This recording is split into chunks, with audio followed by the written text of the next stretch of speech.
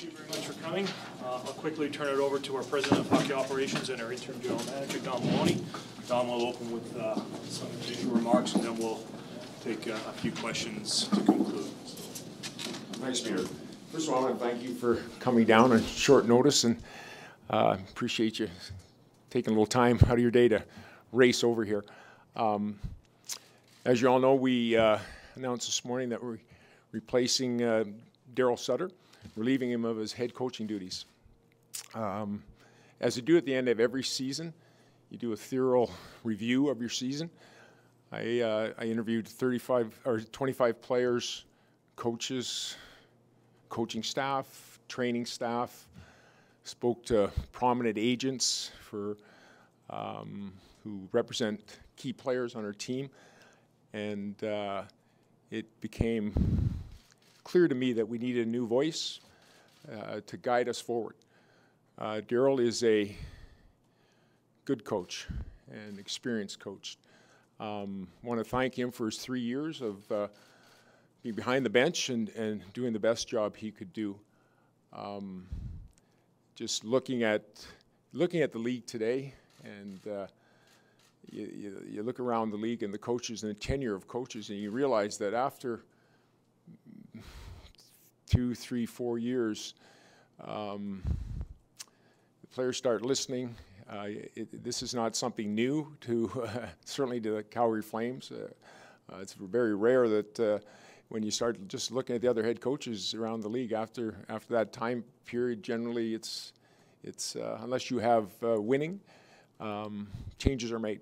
So I do feel this is the best way for us to proceed as a club, and it's an exciting time because we have a good team, we have good players, and if what we've seen over the last 2 weeks watching playoff hockey, anybody can beat anybody at any time, and I'm excited about getting back next year on the ice with a new coach, a new general manager, and getting back into the playoff game. Any questions? Thank you, Don. We'll open for questions. Why don't you start here, Glenn? Don, just what was the conversation like with Darryl? I debriefed Darryl for 2.5 hours, and it was in my mind very thorough, trying to understand, his what he did, how he viewed things. Hey, listen, Darryl is a very sharp man. He's got a good hockey mind. I found that I think in today's world, he's a firm coach, a hard coach, a demanding coach.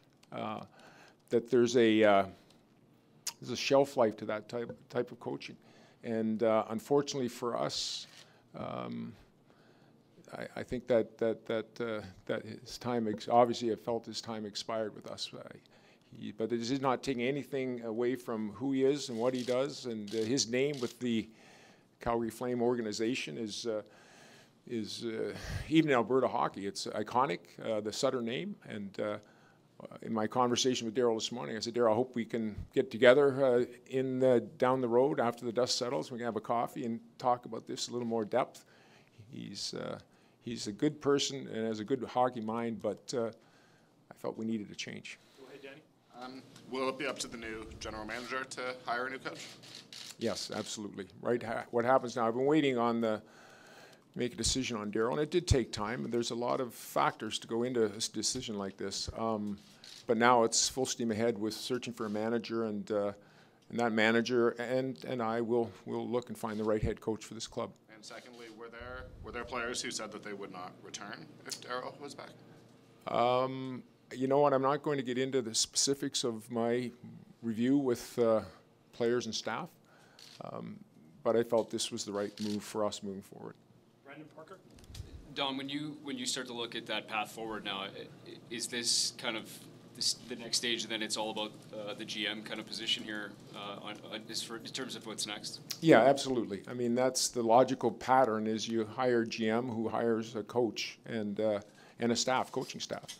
We have lots of time. It's the 1st of May. It's not you're not dropping the puck anytime soon. So, but I've been working behind the scenes and starting to get names together and people that I'm interested in talking to. And as we move forward in the days and weeks ahead. I'd rather get something together sooner than later, but that'll just run its course. Francis? Is there any chance that the new GM you'd consider approaching Brad Treliving again about the possibility of coming back? It's a good question, but I don't believe so. I think we're moving forward with a new voice and a new vision, and I'm excited about it. I think it's going to be good for Calgary hockey. If I could just follow up, can you just talk about the environment that Darryl had created here, and whether or not you thought that was part of the problem with the organization? You know, Eric, it really, rather than like with the players, I'm just not going to comment on the. I mean, you've been around the team, and you guys can talk to players and coaches and form your own opinions. But Darryl's a good coach and a good man. But it was time for us to have a new voice, and that's why we made this decision. Moses? Don, just following up on that as well, given the timing of Sutter's firing and Brad Treliving stepping down, if the roles were reversed, would Treliving still be in this spot today? It's a hypothetical. One had nothing to do with the other. Brad decided we had a mutual parting of ways. You know, he needed some time. I did my morning on Brad, my wake on Brad, the last press conference I was here. You know, Brad's going to be fine.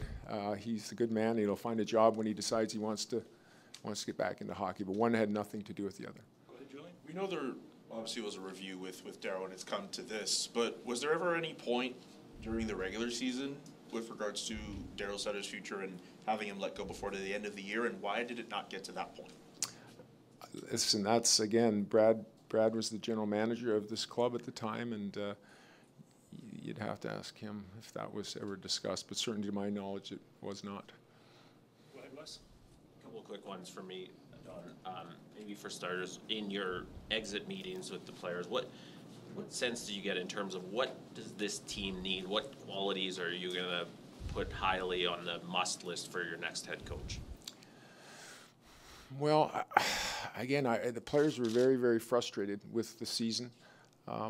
As it happens every year, I think they truly believe we had a team good enough to be in the playoffs. I don't think we have to do a ton. Obviously, we have contracts going forward in regards to pending UFAs and down the road. But when you look at our group, look at the strength in our group. We had some good news last week when talking to Oliver Shillington. It certainly seems he's in a very good place. Told me he's excited about coming back next season, which is a very positive for the organization. But when you start looking at the depth from the goaltending to the blue line to the forward group we currently have, it's strong. Now, do we have to make some changes? Yes, every year you're going to make changes to make it better. But we have some young people that need to get into our lineup to bring the speed and energy and enthusiasm that you need during the course of an 82-game season. So I think more or less it was just the disappointment in just coming up well short of what our expectations were. Sorry, and what does today's news mean for the rest of your coaching staff? Once we get a general manager in place, then we'll hire a coach, and he'll have to determine his staff. Go ahead. Don, could you elaborate a little more? We've kind of heard bits and pieces of what might have been said in those interviews, and apparently some of them took over an hour long. Like, what did the players tell you that maybe not forced your hand, but that this was the right call? Well, we certainly didn't force our hands. I mean, everybody has their opinion. And again, I think it's today's player too. You know, 10 years and 20 years ago, they wouldn't say boo generally. But now the players of today, they want a voice, they have a voice, and you have to listen to that voice. Now, you don't want to make it the inmates are running the asylum, so to speak, but they had some real observations and how in their minds, how we should move forward. And again, I'm not going to get into the specifics of it, but it was just one piece of the puzzle. It was really the whole evaluation was the entire organization, both inside and outside. And the agents you speak to, they have influence on players staying here, attracting new players. They have lots of voices. So you try and touch base with everybody to say, okay, what's your take on it? What's your read on it? What do you think has happened here with your client or other clients that might, so that's why it's taken the 2 weeks that it's taken. Okay, just one more. For the next coach, are you looking for someone like Darryl who has loads of NHL experience, or are you open to giving a newcomer or a younger voice an opportunity behind the bench? Well, the first step is to get a manager. The manager has the vision and that how we need to play to be a champion and what we need to be a champion, and then that obviously comes down to the coach and finding that coach that's going to kind of fit that vision. And you have to look at our personnel, who we have. I still think with our group, we're in a window here that we can win something. And this isn't a team that's going to, start selling off assets, at least in my opinion. We think we have a good group here. We certainly feel like we have enough here to be a playoff team. And if we do a good job in the summer and the fall and the winter, we'll be better positioned to be a playoff team next spring.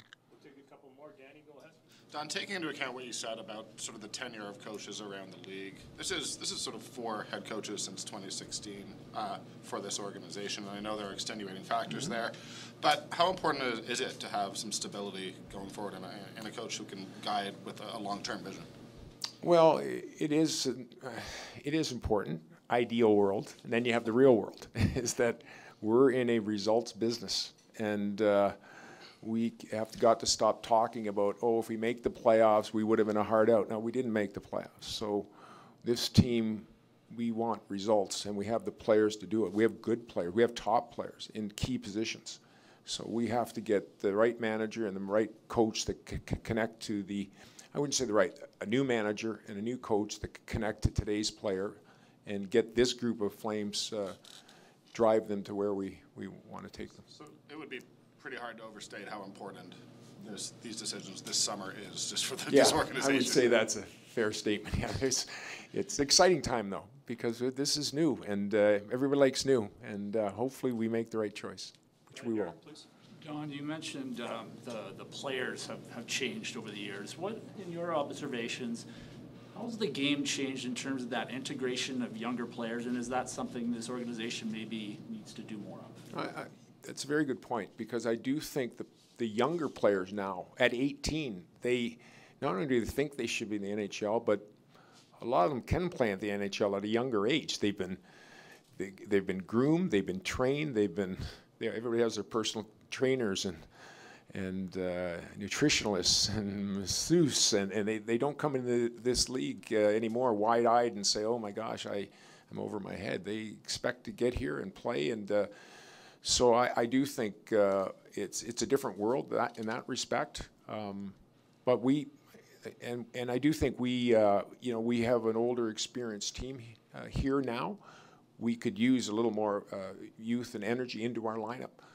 As every team, you look around the league, you have to have young players on entry-level contracts that are not just putting in 6 or 7 minutes, that can play meaningful minutes to have any kind of success. One other follow-up to earlier. You mentioned you talked to 25 players. You mentioned some other scouts and whatnot. Taking into consideration, did you do any a couple pretty significant players left last summer? One as a free agent, one with it by a trade. Any kind of follow-up just to kind of see their rationale for leaving? Was that kind of factored in? No, that was not. Okay, we'll go to Brendan and we'll finish with Wes. Go ahead, Brendan. Don, you talked about internal candidates for the GM position, some strong guys, Craig and Brad. Could the same be said about the coaching and obviously knowing what you know about your current coaching staff that you had in place and maybe some potential candidates within the system already? Yeah, it's a good question. Really, I haven't even looked at the coaching right yet. I think that the steps to take are hire the manager that you believe in, and then let's look at the coaching. So I really haven't even gone down that road yet, Brendan. There was lots of talk this season about the sort of heaviness around the Saddledome, that there maybe weren't enough smiles in the locker room and elsewhere. Do you see a culture here that needs to change? Again, I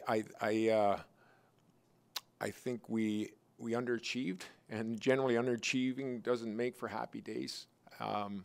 We're optimistic when we hire the next manager and coach. We'll have a new attitude in the sense of it's a new beginning for for a lot of players, including some of our players that had difficult seasons this year. So as much as this is saying goodbye to a very good coach and a good person, this is also exciting time for us to say, hey, we're coming in fresh and new, and we're going to bring energy and excitement to the building, including the locker room. All right. Can I ask one more? Sure. Go ahead, Slum. Just, John, what was the conversation with Murray Edwards when, as this is going on, and what was his reaction when you sort of presented your findings or decision to him? Listen, Murray is he's a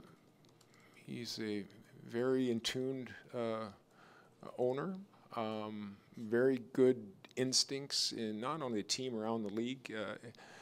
Both John Bean and I have had a lot of conversations with Murray about how to move this team forward, and if anybody thinks Murray is removed or not paying attention, then they are sadly mistaken. So we have to continue to move forward, make good decisions, and be better next season. Thank you very much. Thank you.